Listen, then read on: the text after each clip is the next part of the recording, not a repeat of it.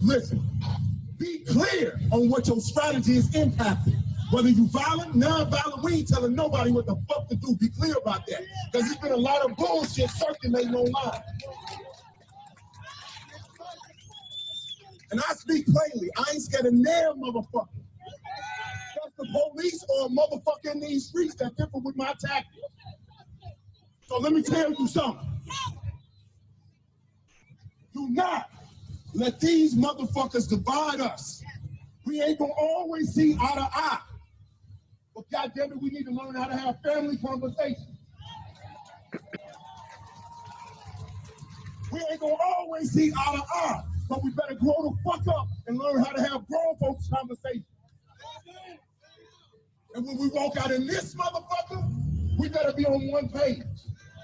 Because you can bet your ass while we arguing, them motherfucking snipers and whatever else they got, gonna cut our ass down in the middle of the fucking argument. Renegade Culture. Yo, that was a powerful intro, man. Renegade Culture, it's in the middle of a revolution, I feel.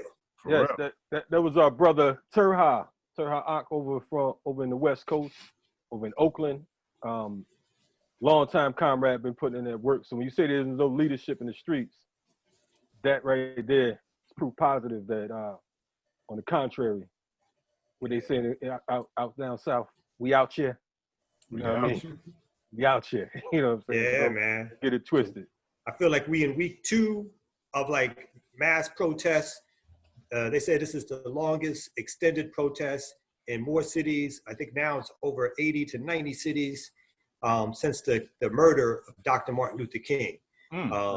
So I feel like, we coming live from everything that's happening around this country, even internationally, trying to let you know what's happening in these streets, what's going on in the movement, what's going on around the issue of this cop killing our brother George Floyd, and how this extends larger to the issue of Black self-determination and oppression in America. Yes, without a doubt, we got to recognize that here we are live from the battlefield. You know what I mean? This is 2020, and we're seeing that vision 2020, and it's going to be a lot of don't fret. The clarity's coming.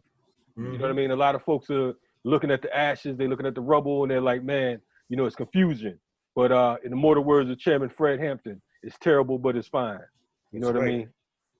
So we got a lot of good topics coming up, and we got a special guest. Who's our special guest before we name our topics, Kalanji? Without a doubt, we got a return guest. I think last time he was with us, he might have hung out with us for a few minutes or whatever. He had a curfew or whatever before the curfew. You know what I mean?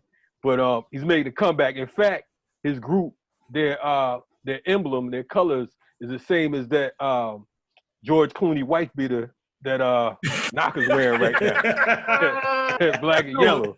You know what I mean? The black and gold. So, without a doubt, you know what I'm saying? For Public Enemy number one. One, the ex-minister, the Minister of Information, my man, Professor Griff, he'll be in the building tonight. We're going to be talking strategies. He has a new project out as well. We're going to listen to some of those tracks. And, it's Renegade Culture. You know what we do. And we're going to hit up on some. Yeah, talk about some of your presidents, your favorite presidents going-ons and stuff like that, Yeah. But we're going to talk all through what's been happening in the movement. They're going to talk about violence versus nonviolence, the role of celebrities, sports heroes, and entertainers. And we're going to talk some more about what the projects that Griff come up. So we're going to be back on Renegade Culture in a second. Don't touch it. I'm back in black with the mind of Destiny.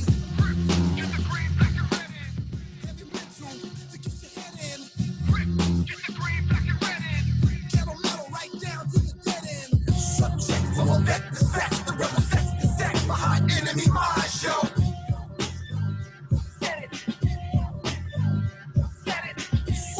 From a vet respects the rebel sets the set behind enemy mind show.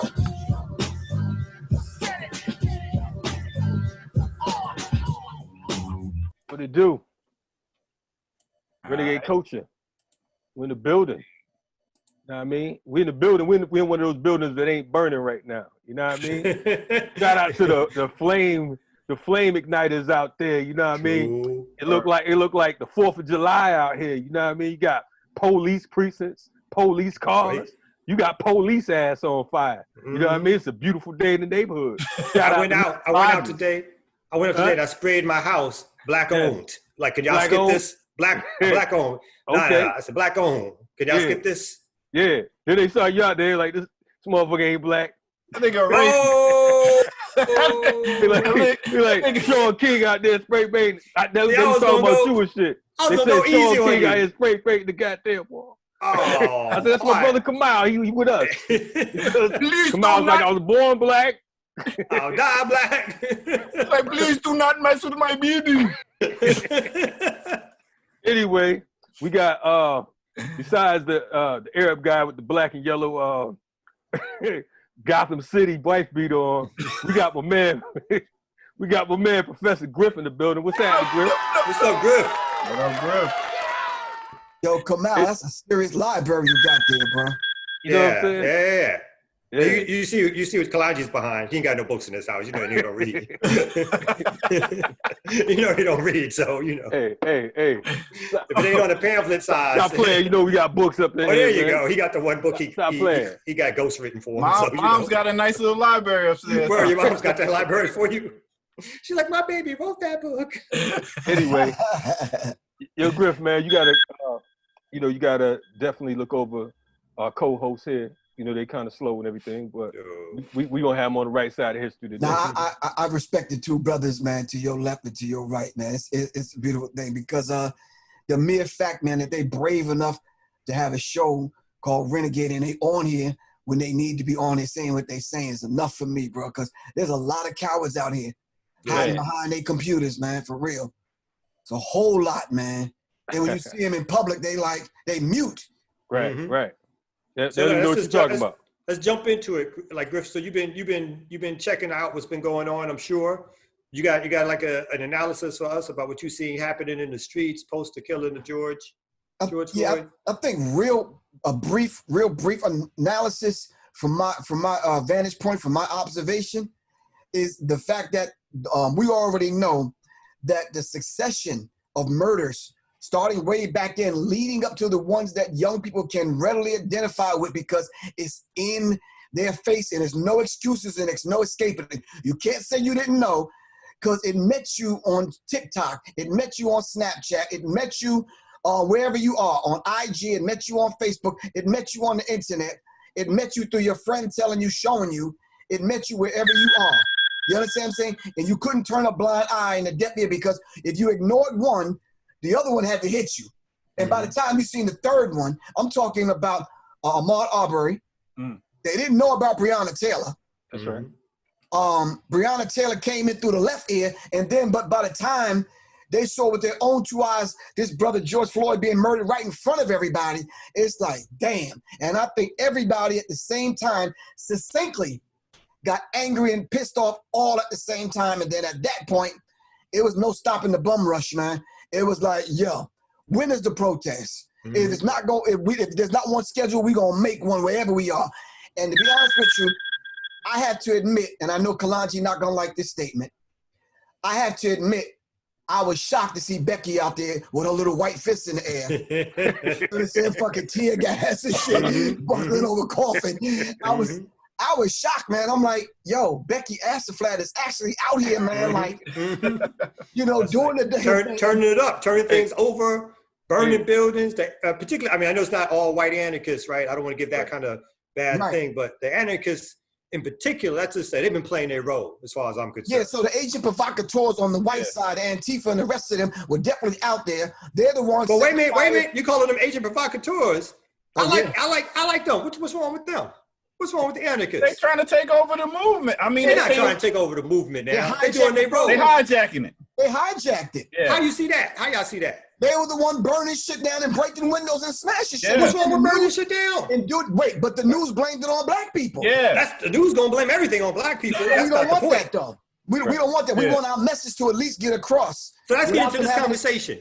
Right. The use of violence and or non-violence in the protest movement. Because I think that's a good conversation to start us off with. No, hold on, wait. We started off yeah. with my observation. I didn't even finish my observation. Oh, my bad, bro. I thought you said it was a short observation. It's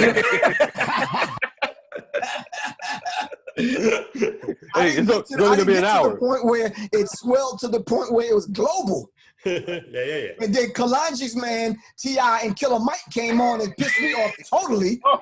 So I was like, whoa, no. And then Erykah Badu told me, stand down, back off, fall back. This is an order. How you got your rabbit ass mind? Hey, it's got, hey, even Trina was in on the joint. Right, then Trina was a statement.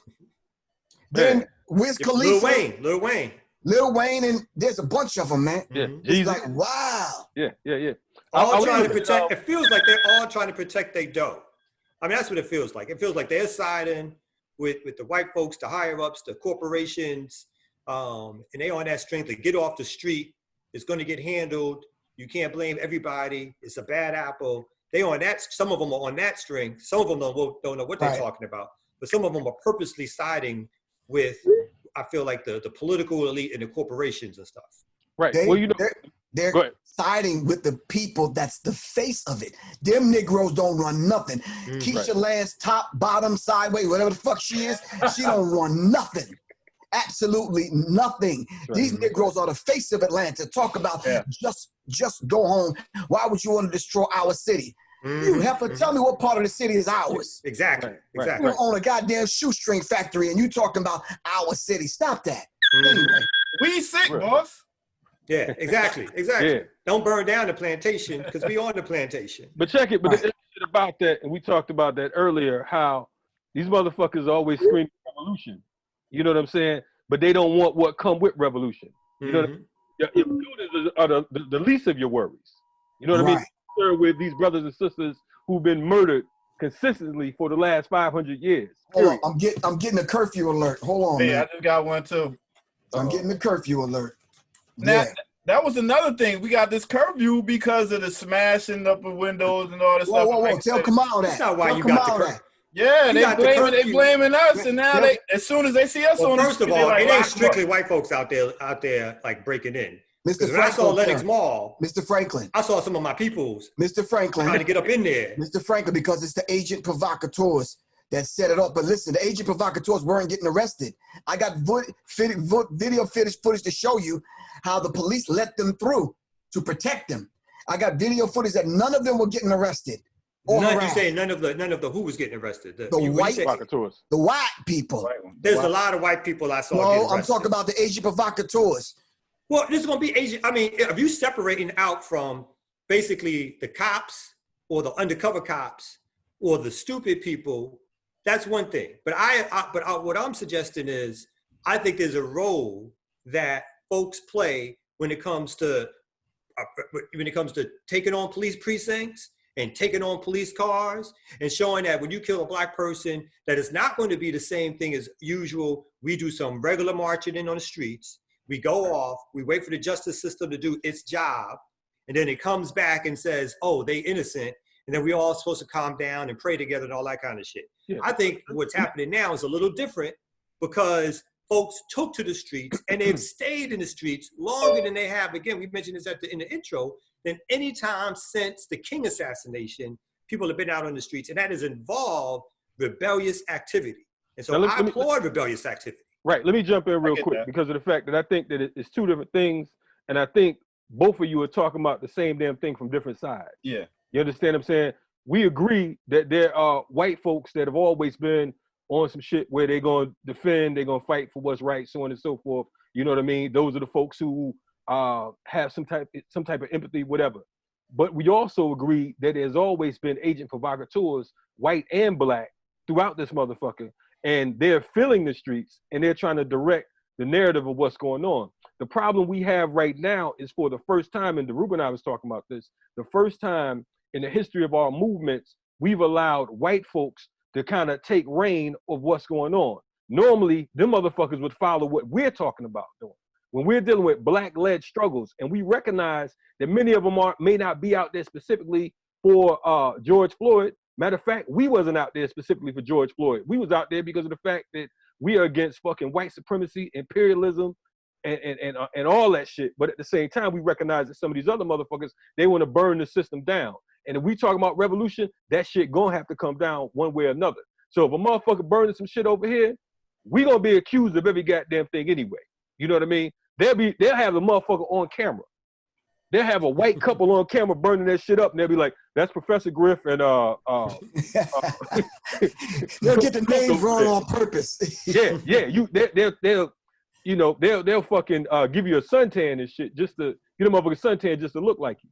So we got to be clear because of the fact that it's causing confusion throughout our movement because of the fact that folks don't know who's who and what's what, and they're beginning to trust.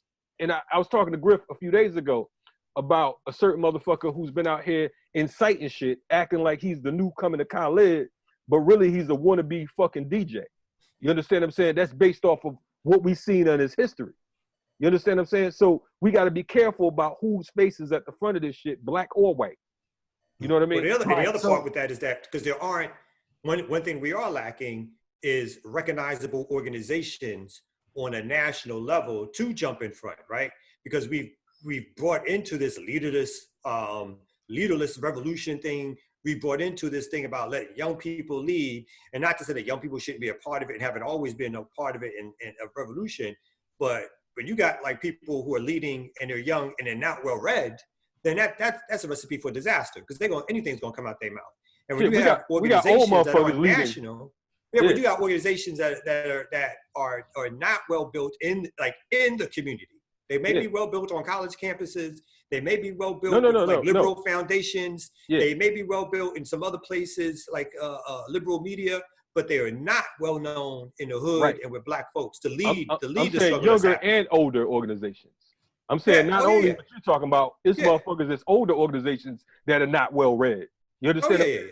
So we got to be clear because see, the thing is, those of us who know what time it is, we have to be able to discern what's real and what's Memorex. You understand what I'm saying? You could pretty much look at a motherfucker these days and tell what's authentic and what's not. They haven't mastered the swag of a freedom fighter just yet. They come with the symbolism, they come with the shit that make it look good, they pop in the terms and all that, but they have no fucking analysis. And no true leadership is gonna be out there in the middle of this shit just watching motherfuckers do what they do.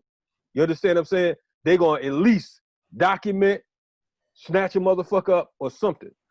I just saw this shit the other day about these bricks that they've been finding, mysterious bricks in different cities. You know what I mean? That big loads of bricks. I can send you the article.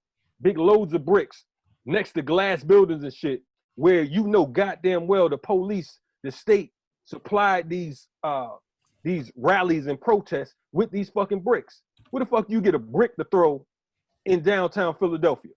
Where you get a brick to throw in fucking Atlanta? Atlanta bricks cost money downtown Atlanta, motherfucker.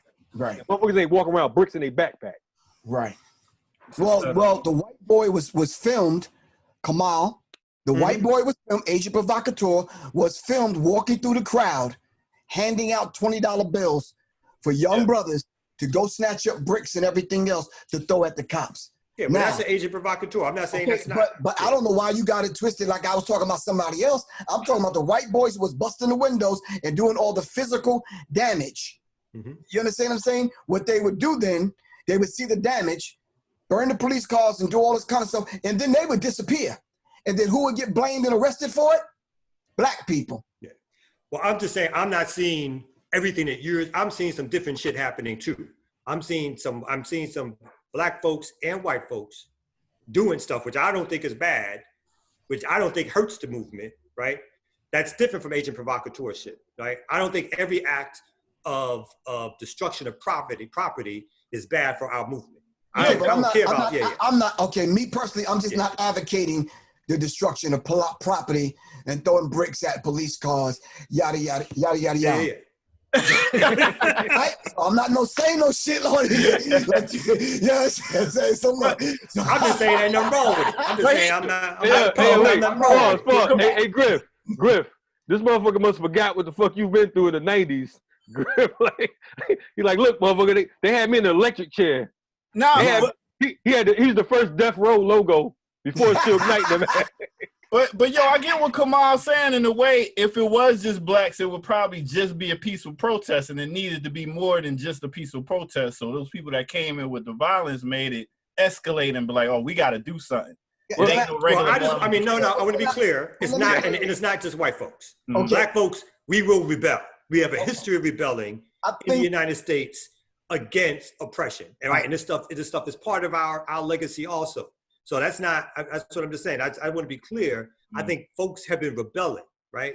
And I think, there's been white folks who've been doing a certain amount of it, but definitely black folks have been rebelling. And we have a history of rebelling, not just marching peacefully with a permitted march with some signs, "We are men," and then we go home after the rally is over because we're told to go home, right? There's been more than that in our community. And that stuff has led to changes and progress that we would have never seen without it. And I just, that's part of it. I'm humbly saying to both of you brothers that I want to humbly disagree with y'all, because when y'all are saying that it didn't produce anything, it produced Professor Griff. What didn't produce? What do you mean? Go ahead, I'm sorry. About the whole idea of the black protest not producing anything, you said. No. I'm saying that strict nonviolent protests is not what's led to change in America. The little change that we've had, it's not. That's not what's led to it. There's a history of rebellion in our community and in other communities, right? That labor rebellions, right? That have led to laws of like 8-hour working days and no child labor and that kind of stuff, right? Shays Rebellion. Oh, you can name white people's rebellions into the Boston Tea Party. The motherfuckers didn't protest peacefully, right? They took shit. So I'm just saying that the rebellion aspect of doing things, right, has led to progress. But people want to remind us only of the peaceful march as if that was the only thing that was operating. Right. But even when we marched across the Edmund Pettus Bridge, it was peaceful at first. It turned violent because crackers got violent. That taught me something when I saw that. I'm like, okay. And it was germinating. And I said, okay, Million Man March and some of the other protests that I've seen. I said, okay. So by the time it came for me to kind of formulate certain things, to put certain things in motion, I remembered those things. So it did serve a purpose, even though for the whole, the way it looks, it may not have served the purpose that we wanted it to serve immediately, but it did serve a purpose because it taught me some valuable lessons, man. You understand what I'm saying? Yeah. I mean, if the reality is even MLK, you know what I'm saying? You know, for a cat to stand up, we realized that he was 39 years old when he was assassinated. Damn. You know what I mean? For a brother, him and Malcolm, 39 years old, they never saw the 40s. For those brothers, Chairman Fred Hampton, all these brothers to be that strong, but for Martin in particular, to say that I'm gonna fuck around and walk around non-violently, and I'm gonna stare these motherfuckers in their face, and I'm gonna go in these country hick towns that some of us scared to go in right now. Right. Some of us don't like to go fucking Mississippi and Arkansas and Tennessee and some of these goddamn backwood places because of the fact that we know the history of what Nina Simone was talking about, the blood on the leaves. You know what I'm saying? Because of the fact that we recognize that it is a serious suffrage with it. So we salute all these brothers and sisters, all our ancestors who came before us, who made an effort to be on the right side of history. Right. Billie Holiday said strange fruit and Nina Simone said Mississippi. God damn. That's right. That's right. And Thanks for that correction on the low. No problem. Don't forget, Deacons of Defense was actually in the South too, defending Dr. King, making sure things were good. But we're going to come back with more discussion just like this on Renegade Culture. Let's take our first break. Black Owl. Still acting like it was mid. Unidentified lies, some dirty pig. Preacher Pippin still sipping, he still like to seek. Trash knowledge without the root, yo, your shit is weak. Confused, that's the who you let come aside. The precaution you lose is due to pesticide. Non-fiction book, bitchin', you can't get enough. 3D, you're black, you're not black enough. New consumer gadget, now you gotta have it. New trends are in for your family and friends. Non-conscious acting, baby Bible packing. Black God, you're lacking. Goddamn. Speaking of goddamn. Speaking of goddamn. Go talk all that non-violent shit with that album. Hey, listen, hey Griff, you definitely gotta tell us about this new album, man. That's right. Yeah, I think the energy code, I think it fits right in line with what's going on with what's laying right at the below the surface with young people, with a lot of people. People are angry, don't know how to express it. People are frustrated, don't know how to express it. People are fed up, don't know how to articulate it. The brothers on here, we do, because this is how we live. We're used to expressing ourselves because we have to at least help guide and instruct on a day-to-day basis. All I did, brothers, was take these kind of conversations and put it to music. You You understand what I'm saying? I said, how many times have you subconsciously said, God damn, that was fucked up? You understand what I'm saying? God damn. You understand what I'm saying? Or you see something happen and be like, God damn. So all I did was just kind of laid it out. Gotcha. I talked about new consumer gadgets. Now you gotta have it. New trends are in for your fam and friends. You understand what I'm saying? Non-conscious acting, baby Bible packing, black God you're lacking. God damn. What's the name of the Once you pile all album? these things up, it's like, God damn. What's the name of the album? Like goddamn, nigga. The inner G code. Right. Okay. In the G code. I seen the letters. I was like, okay. And where can we pick it up at? Where can we pick it up at? You could go right to www.professorgriff.bandcamp.com. Professorgriff.bandcamp.com. And pick it up and support the cause, definitely, man. Yeah. So let's get back into. Yeah, I was gonna say, since we on that, and the album's definitely dope, we encourage everybody to go check it out. You know what I mean? There's a lot of MCs who were from your era, a few of them that I know, and they're still trying to put music out, and they make me say, God damn. You know what I mean? But we glad your shit's a point. Should have retired. Basically. we go get a 9 to 5. And it's timeless, because like right now it's like it's needed. It's been needed then, needed now, it's still needed. So timeless music always is good. Yo, I love corrective criticism or pull me aside and say, yo, Griff, track number 3. Yeah, fuck you. Yeah, it's like, nah, bro. Because at 60 years old, I'm listening to what's been coming out for the last 10 years, and I'm like, nah. Somebody got to come along and say something. I heard Enemy Radio. I heard Chuck. I heard Daddy O. I heard Speech from Arrested Development. I've heard Ice Cube. I've heard Ice-T.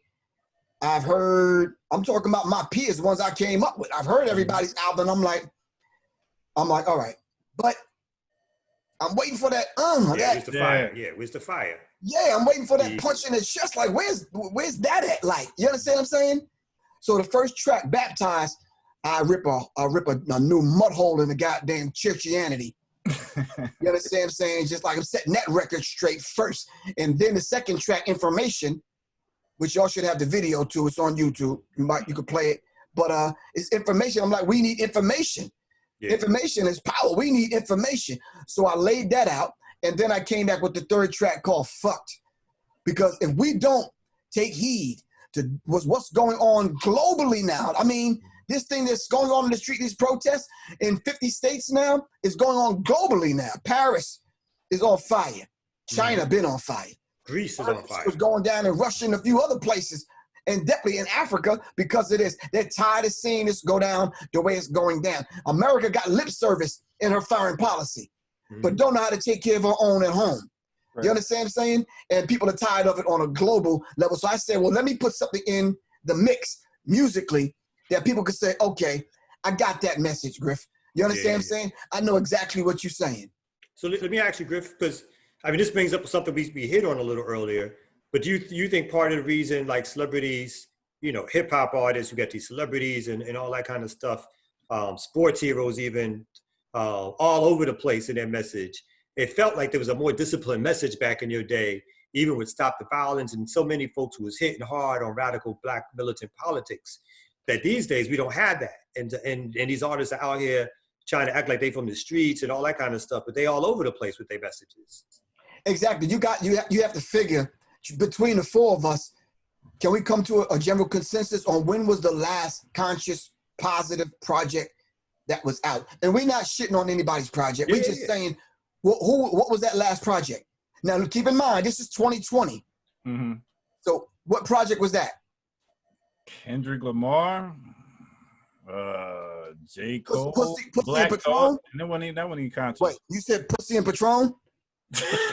No, that's Kendrick Lamar's song. I'm saying, bro. Help me out. True. It's been a minute. No, it's been, I'm trying to remember.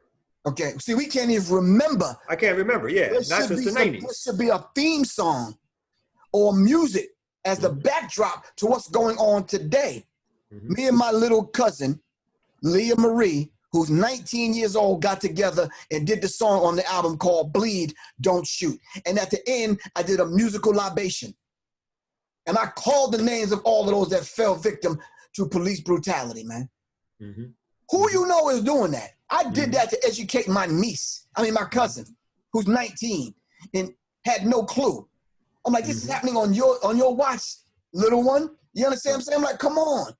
She says, but Griff, I can't. I said, yes, you can. We're going to study and we're going to make it happen. You understand what I'm saying? I've been working with her since she was 15. I said, now is your time. You got to say something. You understand what I'm saying? It's like the art of being a griot is like kind of pushed back. Now it's like everybody's out here selling brands. Let me tell you what clothes I'm wearing so you can go and buy them. And that's what hip hop has become. Yeah. Right. So my thing is, if we can't begin to profit off of our artistry to the little, let me be very transparent with y'all, man. I put the album out May 21st, right?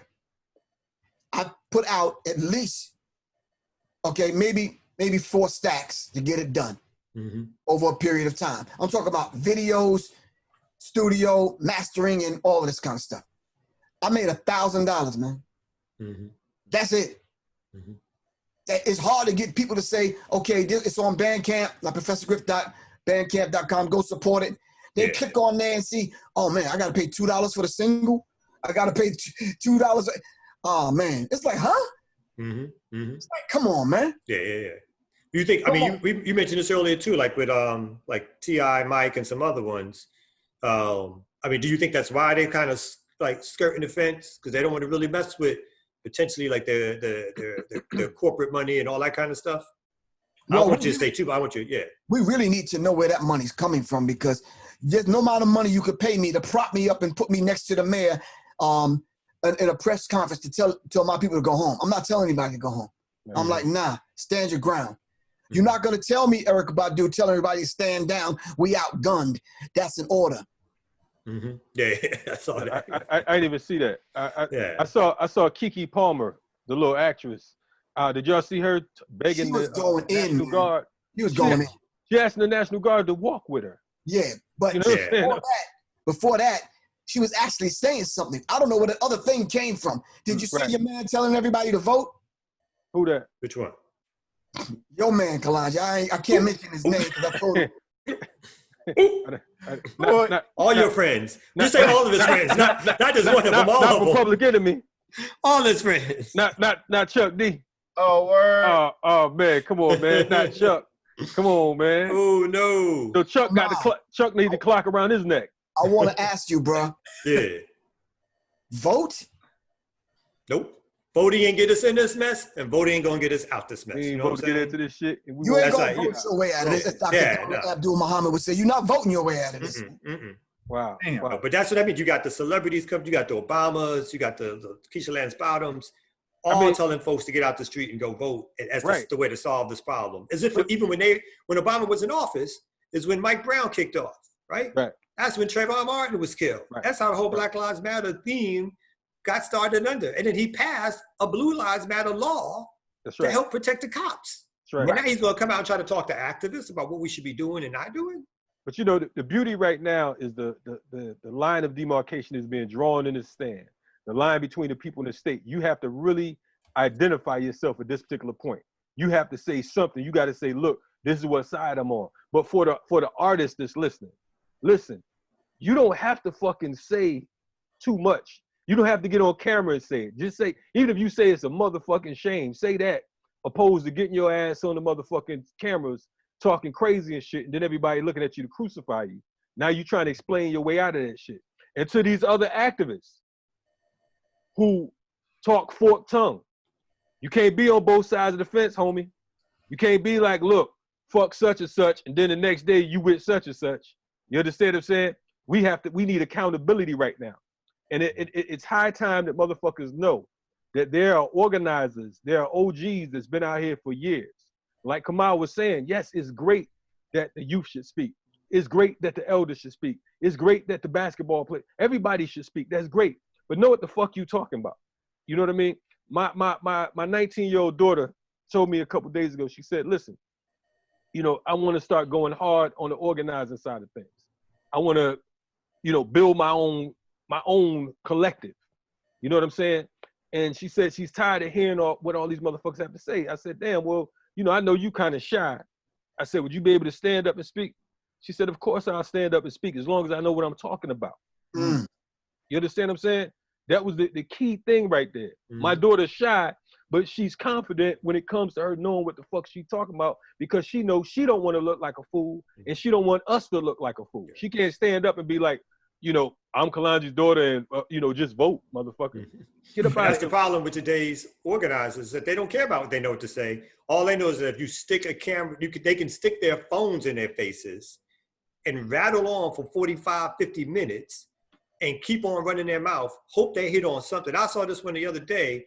She was crying, then she was mad, then she was sad, then she was giggling. This was all within the span of like 14 minutes. I'm like, how much emotion you gonna show on the Emotional video? roller coaster. And they ain't say shit yet. You know what I mean? They're emotionally immature. Mhm. Right. You have to have mature emotions even to deal with this struggle that we're in. You understand what I'm saying? But Killer Mike wore a T-shirt that "Secure Your Master." Yeah. Right. Did you see that? Yeah. Mhm. Mhm. At the same time, you start almost about to cry. Mhm. Talk about you got police officers in your family. I'm just confused, man. Yeah. He was like, I don't even want to be here. Ronald Reagan. Right. Yeah. Wasn't you make this? Didn't you want the one that made the song "Burn"? Mhm. Right. Yeah. I'm confused. I think because it was like he didn't want to be there. He even said that I don't want to be here, but y'all keep calling me like the black person that represents black people. He didn't have to show up. I just got to say, Right. if you get that phone call and it's like, I need you to come tell black folks to go home. Say, you I got a stomach ache. I can't make it. I just can't do that. Word, I'm constipated. I can't word. Do what I used to do. Put the ketchup on the tissue, rub it around, hold your nose. Yo, mom, my nose. I can't even do that today. It is a choice. It was a choice, and it was a choice. Yo, but listen though. Okay, we talking about him, and we talk about. I mean, you talking about what was the word you just used? You was talking about emotional immaturity. I mean, emotionally immature. Yeah. So it don't just apply to the youth. You know what I'm saying? When you got Chuck D, the motherfucking leader of the hip hop revolution. Let's say that, motherfucker. Followed by 52 brothers bruised, battered, and scarred for hard. Mm-hmm. That shit right there inspired me. That shit, yo, I used to walk down the street and I really thought I had 52 brothers bruised, battered, and scarred for hard walking behind me. So I got to that project door and I realized you're by yourself. The math was a little off. Shit. You know what I'm saying? But you see cats like that, man, and we remember before I sell out, I get the hell out and all that shit. You know what I'm saying? That was great. But in reality, like I said, the line is being drawn in the sand. I would rather you fucking tweet something saying, look, y'all keep up the good work, or burn, baby, burn, or something.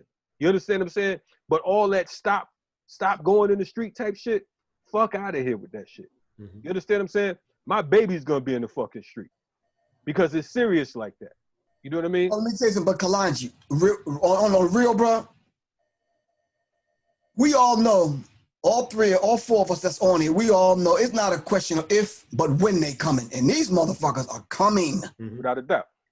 I'm serious, man. It's like, I'm glad I'm on here. I'm glad I'm able to talk to you, brothers. But in a minute, any one of us could get locked down, man. Because these people are coming. They taking names, man, for real. They're not playing. And I gotta say, man, it's real. I've been knowing you for damn near 20 years, and it's good to see the fire in you right now. You know what I'm saying? I mean, you've always been, up on it more or less, but it seems like a new spark is going on right now. Yeah. It's like you fuck around and hit that right wick. You know what I mean? I mean, you came in, you looking hardcore today. I remember being on the road with you. You had them Speedos on and shit. But you good. Damn, no. You got a lot of information flying around. That's true. I was like, that's too much information flying around right now. Now keep that one between yourselves. Yo, we're going to be right back with our last segment. Because I want to talk about, go ahead, man. You going to say something here, Doctor? Real quick before we go to the next segment, I got a quick bold question. Oh, Jesus. God. You interrupted me for that Whatever, too? man. I can't believe you interrupted for that The shit. bold question is, where is our promised land? We're going to come back after these messages. At your mama's house. Oh, Renegade Culture. We'll be back. We'll do it live. Fuck it. Program is proper, the propaganda. The fake news is standard, so stay managed. Go kids to soul kids. Control biz, the pop quiz, you know this. Piece of they treat you, extra cheese, they freeze kids. Details on that case when we come back. Deadly deceitful treatment of the people. Hardwire the sheeple, censorship the sequel. Yeah, I like that. I like that. Bombing on them, Griff. What's the album's name again? What's that album name? Energy Code. And where can we get it? Where can we get it? www.professorgriff.bandcamp.com. Bam. All All right. right, read Everybody- your damn bold question again. Nigga. Let's get this Yo, out the of bold question is, where is our promised land? The promised land lies inside of every one of us. That's what we need to connect back to. We need to, like Iwalamu K. Bomani Baruti said, we have to get centered. And wherever we lay our foot or our feet, that's the promised land. All of it is ours anyway. You understand what I'm saying? We just leasing it out for a minute until we get off work. You understand what I'm saying? But Ishakabusa Barra Shango said, you can't go anywhere on the earth and not see the footprint of a black man and woman. You understand what I'm saying? So it's wherever we plant our feet and decide we taking this back, man. So do we go with the plan of like Farrakhan, where we take over the southern states? Do we go back to Africa? Where do we have our Wakanda? First of all, that's not Farrakhan's plan. That's Minister Farrakhan's plan. We're not taking over anything. The most honorable Elijah Muhammad said the government has to give up 8 to 10 states that we can call our own and then finance us from 20 to 25 years. So we had other groups like the Republic of New Africa who did take that stance. Obviously, the 5 or 6 states in the Black Belt South to take over and so forth. Right. And you had a position from the Communist Party at one point that we were a subjugated people and we should take over the land, of course, where we were enslaved at. So the answer to that question for me is that going back to Malcolm per se, land is the basis of revolution. I'm not quite sure where that land is, to be honest, in terms of the American landscape, but I think we need to create liberated territory. We need to control it. We need to control who enters it. We need to control the property on it. We need to control whoever's elected officials. We need to control the education, the social systems, the economy. We need to create liberated territory in a small area first and then build it out so that we can protect it. And we got land is the basis to economic freedom. Absolutely. And we got to dead that whole, we have all these Negroes running around talking about Atlanta's Wakanda. Wakanda's a fictional fucking place. It's more like Rwanda where we at right now, motherfucker. They gunning us down, murdering us in the street, locking us the fuck up. We still walk around with the dead man pose talking about, Wakanda forever. You know what I'm saying? We so fucked up that they gave us a fictional character. We ran with that shit, and that's our promised land. I mean, damn, we went from a pie in the sky to motherfucking pie in our face. You know what I mean? So we got to be on the right side of history, man. Join an organization. That's the rallying cry. You know what I'm saying? Make sure you get organized, get with the right folks. You know what I'm saying? Whether it's an organization with a name or a title or just some comrades, a cadre that you have that you know that you can depend on is fighting on behalf of what's right. And some of these other motherfuckers out there that selling, faking these jacks and selling wolf tickets and collecting money, acting like they building shit. We coming for y'all monkey asses too. We will be talking about your goddamn half-breed ass up on the motherfucking Renegade Culture show. So don't get it twisted. Yeah. Fuck, I said it. So what I want to go back to on that is something that you both brought up, was about the state's reaction, right? So not only is the state reacting by putting agent provocateurs or bringing out the political elite, but they are also bringing out their military. And I think, Dr., you bringing up what Trump did at the White House. Yeah. To take for a photo op.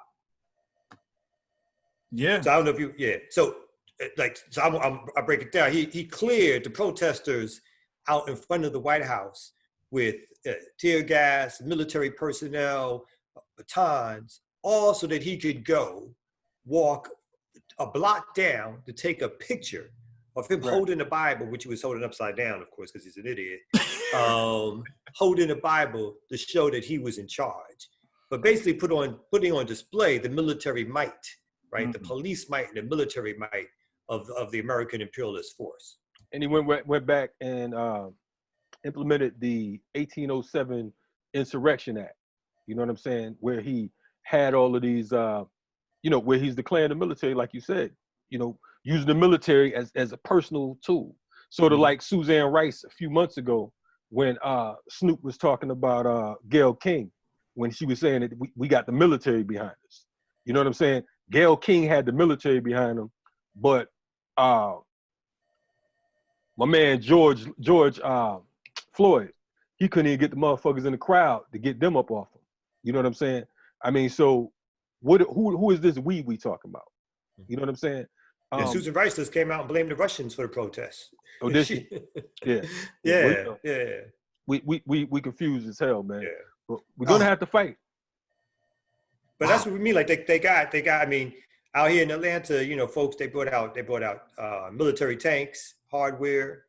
They're weaponized, and obviously that's part of the strategy. This is like a few years ago when you had the Occupy Wall Street stuff. Wasn't as big as this, but when they got tired of it, they brought out the police and said, "We're taking back these parks." You know what I mean? So I think that's when you say they're coming for us. That's what I get. That's what I read out of it, is that they're going.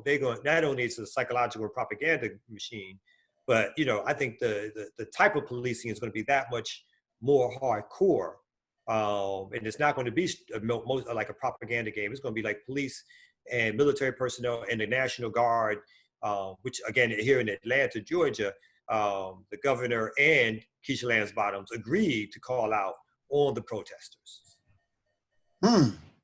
So yeah, they escalated. They went from local police, and then they had some other agencies that came together to support the police, and SWAT and some of the other alphabet boys.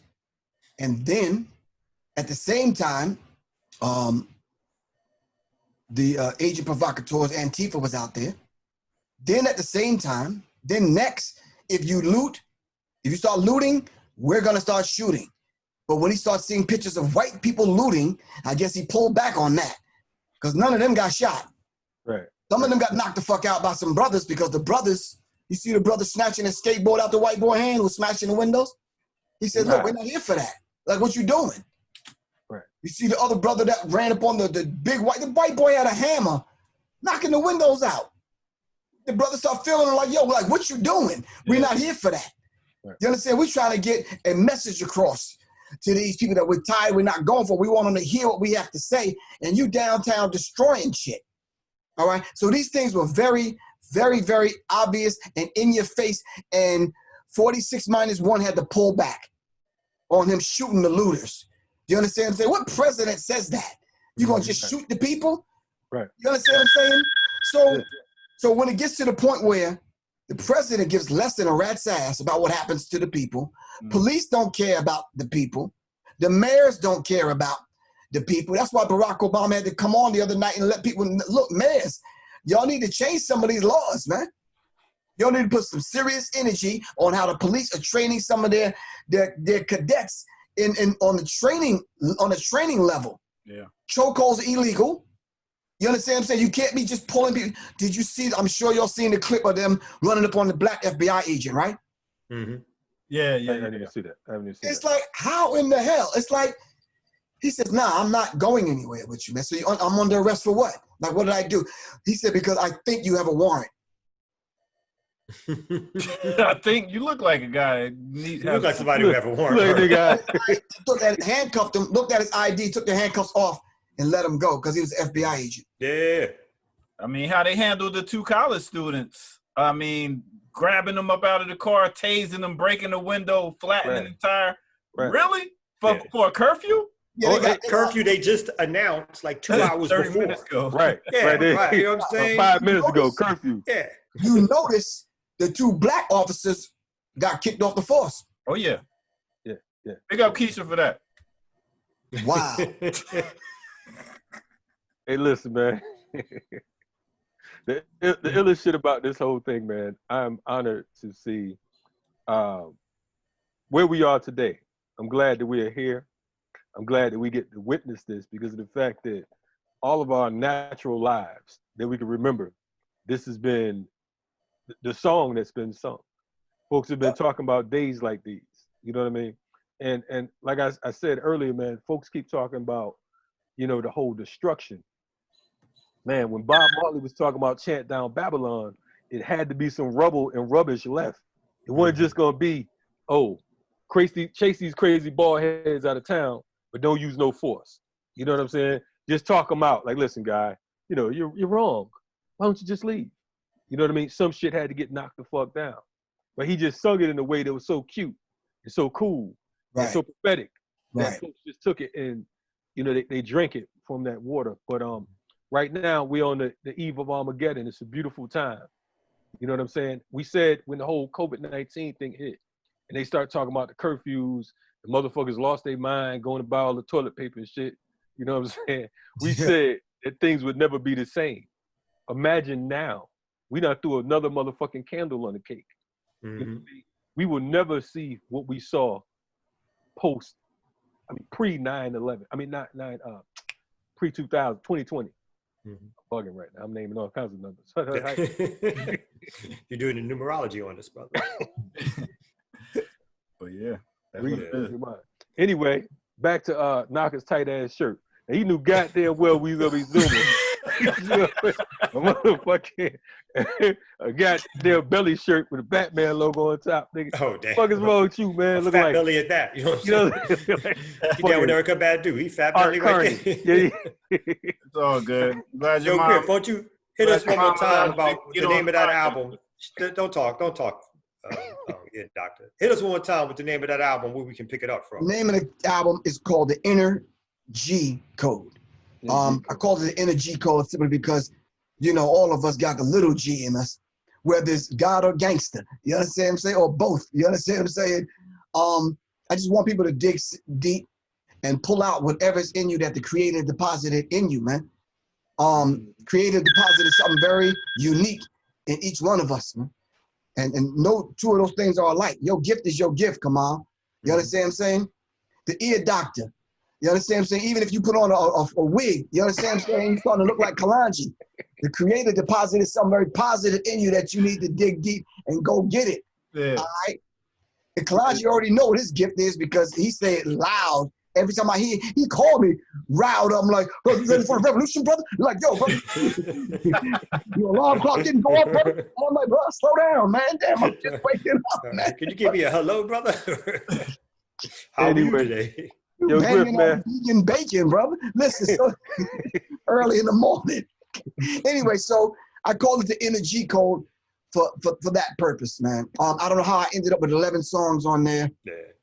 I got some guest appearances, Leah Marie, Ohini Savant from Ghana, and of course I did a track with my wife called The Etheric Rebel, man. Yeah. Closing words for the people out there in the streets. What would your message be? You heard some of these other artists or whatever. If you had, you know, this was the great international platform that it is, what would you say to the people, to the listeners, those folks who are in the streets right now? I think Bob Marley said it best, man. Get up, man. Stand up. You understand what I'm saying? Not for this civil right. Malcolm said for the human right, for the human beings that we are. And if you can't respect us as human beings, you understand what I'm saying? We tend to do some serious correcting. Every and all means necessary. Stevie Wonder said, when you believe in things that you don't understand and you suffer, shit, superstition ain't the way. You understand what I'm saying? That's what we need to be listening to. Way, man. Right. Plain and simple. Dr. Martin Luther King says, riot is the voice of the unheard. Your ass gonna listen regardless. All right, you either gonna listen to these hands or you gonna listen to what we got to say. Plain and simple. Plain and simple. Those are my last words, man. And if this is the last thing you hear me say, come on, man. You gotta take to the street and let these people see and hear you and feel your presence. It's just something about all of us being together. They feel this aura. They feel this energy. You understand what I'm saying? And if it didn't show us anything, it showed us on a global scale that we outnumber them, man, 13-1. All we got to do is come up with the right game plan. Did y'all see the Hebrew Israelite brothers in all purple? Oh, yeah, that was hard. I didn't see that. Powerful sight. But where y'all at when everything is going down? Instead on the street corner cursing out black women. Mm-hmm. Mm-hmm. It's cool to do a step show. Yeah. You understand what I'm saying? But we need to see y'all in the hood protecting our people. And you understand what I'm saying? Yeah. Mm-hmm. Years ago, y'all seen as far as you can see, the FOI. But we need to get back out in the street, FOI, with the people. You understand what I'm saying? I don't care what organization you in. If you a goddamn Boy Scout, you understand what I'm saying? Mm-hmm. And you 100 deep, man, then come out in the hood and let's feel your presence. How do we know who the leaders were back in the day? The leaders actually were out in the street leading. That's right. That's right. Now they online putting up fucking memes. Mm-hmm. Right. Mm-hmm. Yeah, mad online. IG They mad video. in their house. Doing tight buys. Mm-hmm. Starting up secondary schools. Yo, so we want to thank Professor Griff, man. Yeah, that shit was awesome, man. So the album sounds great. The music sounds great. Oh, thank you. The commentary is fantastic. Give thanks, man. You know what I'm saying? I'm surprised you're friends with Kalanji, but besides that, we're gonna let that part go. You know what I'm saying? Because, you know, Kalanji seems to be holed up in his mom's house right now, so we don't know what's going on. He's looking behind him every 3 seconds. You With a water pistol to his head, talking about She got a switch. Boy, you better stop using my electricity back here. You know it's funny? My She mother like my heard stories on. She like my stories on. You better turn that shit down back there. check it out. Using all my Wi-Fi. Check it out. My mother said, "Hey," she said, "Why your friends keep talking about you at my house or whatever?" I listened to the podcast, whatever. He keep talking about you at my house. I said, "Yeah, man, he kind of slow, man. Don't worry about him. He'll be all right." Don't play no games. We saw your mama pass by 3 times already. What you talking Keep about? on turning off the screen so you can go talk to you. She said Sean King looked different on Renegade Culture. I stood up my $10. She said I stood up my $10. She cut the edges off for me like she do for you. That's what you tell her. You know what I'm saying? Yo, we gonna be right back on Renegade Culture. Oh, now you don't want to talk about it. No, we can talk more when we come back. Okay.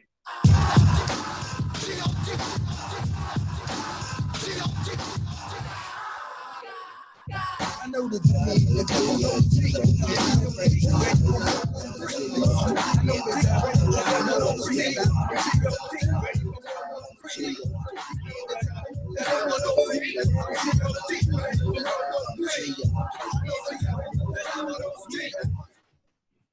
woo. Yeah. Keep I bringing know that heat, bro. the devil knows me. I'm G.O.D. ready for World War III. Bars. You know what, Griff, you remind me of we had Ebio Doom from the Last Poets on a few episodes back. And what you have right now seems like a cross between some Public Enemy and some Last Poets. It's that hardcore in need of revolutionary sounds. You know what I mean? So definitely it's good to have you on. Glad the shit wasn't whack. We don't have to talk about you the whole damn thing. We definitely. You know, Yo, I had some people around me that before I actually went to mix the song, I sent it out. Like, yo, please, seriously, be straight up. Keep it G with me. Let me know how this sound. Let me know. So people was like, oh, yo, okay, yeah, that's it. And these are people that will tell me straight up. Yeah. You understand what I'm saying? So I'm like, okay, cool. And the videos is good. Oh, thanks, man. Yeah. Thanks, really appreciate that, man. All right. yeah. Well, Naka, you better have it. You bet, Naka, since you're a DJ, you better be playing that motherfucker. Oh, it's already on deck. It's already on deck. I got you. All right. Griff gonna slap you in the back of your forehead. Oh, God. A lot of skin back there, too, to hit. You can't miss that. Right. Oh, so again, thank you, Griff, for coming on. Okay, A lot of stuff is going on. People need to stay out in them streets, like we've been saying. Yeah. Join, like my man Kalanji said, join an organization, get involved. And if you join something that's whack, and either you try to improve it or you leave it and you start something new. But this is a time to get your revolution on, right? To get up and to get out there and do stuff. And then after you do stuff, start thinking about what's long term, what's next steps for us as a people. Because Right. all this flavor, as much as we love it, we know it's going to die down. And then the question becomes, what are we ready and prepared to do afterwards? How are we Right. still protecting our community? How are we organizing? How are we providing resources? Because that's going to be the long-term run. That's the long-term hustle, right? We got to get out in the streets now for some short stuff, but in the long term, we got to provide for our own folks. So this stuff won't be happening. There won't be these cops won't even be in our neighborhood because we can police our own community. Right. No doubt. Get up, stand up, don't give up the fight. No doubt. The words of Jonathan Jackson. Gentlemen, we'll be taking over from here. The revolutionaries are here. Anyway, you listen to Renegade Culture. Check us out, renegadeculture.org.